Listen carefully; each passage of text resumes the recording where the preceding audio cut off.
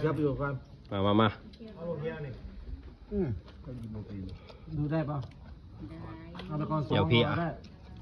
มาแล้วได้จังเอาแดงที่ล้างอีก2ชมเขาว่าปั๊บวันกี่วันเนี่ย กินหัวอะไรแล้วบอกกินดีล่ะกินได้หลายเขาไม่ดีใจเด้อ คนมา10 มันกินเขาเขายังมันจะให้มาหามันแล้วมันก็กินเขาลงคอยถีบเขาเนี่ยนี่เราใส่กินนาทีว่ากินนาทีกินเหรอที่นางยิ้มเรื่อยมันกินเขาได้มันกินเขาเลยนะทิวเสื้อมันแก้ไปแล้วบ่เสื้อค่ะ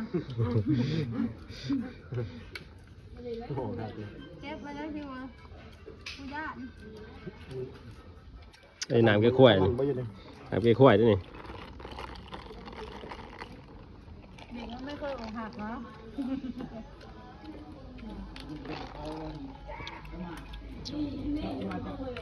มาใหม่ได้เงินเนาะเดือนที่4ไอ้อยู่ที่ชามเมื่ออยู่ข้างเงินอะไรปล่อยน้องเพื่อนกันก่อนเลยเมื่อเข้าบได้เป็นคนผิดเป็นยังไงผู้สิอายคนผิดเ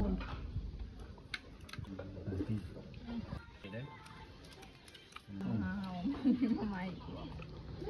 อันนั้นเรื่องแรกแต่เขา